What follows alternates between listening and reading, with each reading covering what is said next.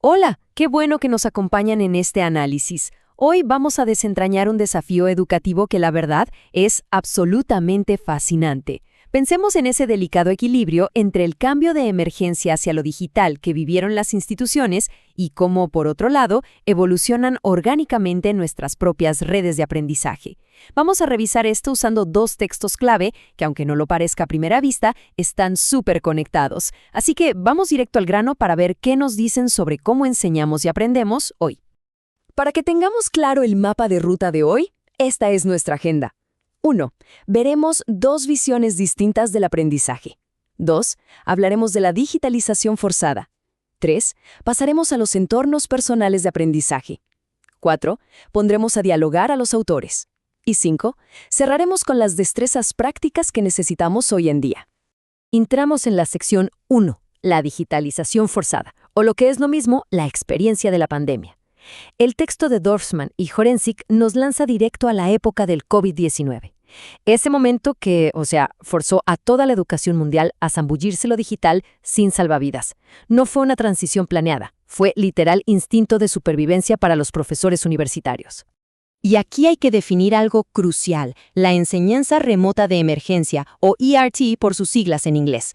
Fíjense que esto fue pura respuesta de crisis. Es temporal, sí, y permite que la escuela siga funcionando, pero, y esto es clave, no busca hacer cambios pedagógicos profundos ni duraderos. Su único objetivo en ese momento era apagar el incendio y que el sistema no colapsara. Nada de planear meticulosamente la educación en línea perfecta. Ahora, lo que es realmente una locura, en el buen sentido, es lo que pasó empíricamente. En medio de todo ese pánico, un estudio en la Universidad Hebrea encontró que casi 9 de cada 10 profesores, el 85%, sintieron que sus primeras clases en línea fueron razonables o incluso muy exitosas. Es un dato súper sorprendente, ¿no? Rompe por completo con esa idea de que un cambio tan brusco iba a ser un desastre total. Pero claro, la pregunta del millón es, ¿por qué les fue tan bien? Bueno, si desglosamos las razones de ese éxito, todo cobra sentido. Resulta que el factor más pesado, con un 43%, fue el enorme tiempo de preparación que le invirtieron. Y justo después, con un 39%, estaban las destrezas tecnológicas que ya tenían. O sea, el éxito de apagar ese incendio dependió casi totalmente del sudor y las horas extra del profesor y de qué tanto sabían usar una computadora antes de que el mundo se detuviera. Y claro, esto nos muestra que no todo el mundo reaccionó igual. El estudio agrupa a los profes en 3 perfiles supermarcados. Primero, los experimentados, que fueron pura estrategia. Aprovecharon el caos para meter cosas como el aula invertida. Luego, los entusiastas, que fueron más tácticos. Estaban felices descubriendo herramientas nuevas, pero seamos honestos, las usaban más que nada para hacer exactamente lo mismo que hacían en físico, pero en digital. Y finalmente, los cautelosos, súper renuentes, que básicamente cruzaron los brazos esperando que la pesadilla terminara para volver a su salón de clases de siempre.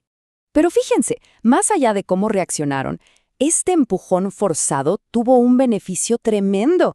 Hay una cita increíble de una profesora entusiasta llamada Revital que dice, es una barrera psicológica que de repente me di cuenta que tenía y que creo que ya no la tendré. Y ahí está el meollo del asunto, un avance psicológico gigante. El simple hecho de no tener otra opción hizo añicos los miedos a la tecnología en profes que quizás nunca se hubieran atrevido a dar ese salto. Pasemos a la sección 2, los entornos personales de aprendizaje. Aquí vamos mucho más allá de las paredes de la escuela.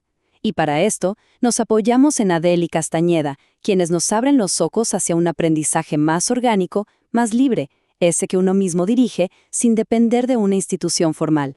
Entonces, ¿qué rayos es un entorno personal de aprendizaje, o PL, por sus siglas en inglés? Bueno, lo primero es quitarse la idea de que es una aplicación o un software que uno descarga y ya. 0. Es un concepto. Es básicamente tu propio ecosistema personalizado. Son los blogs que lees, los podcasts que escuchas, la gente con la que debates en redes, las herramientas que usas, todo lo que armas a tu propio ritmo para seguir aprendiendo todos los días. Si lo ponemos frente a frente con los sistemas tradicionales, la diferencia es la noche y el día. Por un lado, las plataformas institucionales son cerradas, súper estandarizadas, como un menú fijo donde el profesor manda. Por el otro, Tu entorno personal es abierto, está 100% centrado en ti y tú decides qué herramientas combinar. Es básicamente pasar de un traje de talla única a un sistema hecho totalmente a tu medida. Y armar uno de estos entornos se resume en 3 acciones cognitivas súper sencillas según Adele y Castañeda. 1. Leer o acceder a la información, o sea, consumir contenido. 2. Reflexionar y modificar, que es cuando agarras esa información y la haces tuya, ya sea escribiendo, editando o mezclando cosas. Y 3. Compartir y conectar con otras personas. Sin estos 3 pilares funcionando al mismo tiempo, la verdad, el entorno simplemente se queda a medias. Para resumir esta necesidad de cambiar el chip, Graham Atwell dio en el clavo cuando dijo: no podemos simplemente reproducir formas previas de aprendizaje, el aula o la universidad, encarnadas en software. Y tiene toda la razón. No tiene caso agarrar una clase aburridísima de hace 50 años y simplemente transmitirla por videollamada. Eso no es innovar. Necesitamos un cambio de filosofía para sacarle el jugo de verdad a lo que nos ofrecen estas nuevas redes. Y así llegamos a la sección 3, el diálogo entre los autores. Aquí es donde la cosa se pone interesante. Vamos a tomar las tácticas de supervivencia del primer texto y las vamos a cruzar con la visión más libre y personal del segundo texto. A ver qué pasa cuando estos dos mundos chocan. Cuando los ponemos cara a cara, el contraste es buenísimo. Para el primer grupo de autores, el motor para usar la tecnología fue un virus, una crisis extrema externa. El control lo tenía en universidad y el gran reto era quitarse el miedo de encima. Pero para Adele y Castañeda, el motor es tu propia curiosidad. Tú tienes el control total y el desafío real no es el miedo, sino cómo manejar tanta información y no ahogarte en Internet. Son visiones súper diferentes, pero la verdad, necesitamos entender ambas para ver el panorama completo de la educación de hoy. Así que, si se llevan algo de este análisis, que sea esto. Sobrevivir a la crisis estuvo bien, pero no basta. El verdadero cambio pedagógico, el que importa y se queda, pasa cuando ese choque digital forzado se convierte en una decisión consciente de crear tu propia red de aprendizaje. Es decir, pasar del modo apagar incendios a realmente prosperar y armar tu propio ecosistema digital. Lo que nos lleva a nuestra última sección, destrezas educativas actuales. Ya vimos la teoría, pero ahora hablemos de conclusiones prácticas. ¿Qué habilidades necesitamos hoy, en el mundo real, para educar con tecnología sin volvernos locos en el intento? Rescatando lo mejor de ambos textos, nos quedan destrezas que son, digamos, obligatorias hoy en día. Primero, dejar de ser solo alguien que consume información y volverse un prosumidor, alguien que también crea contenido.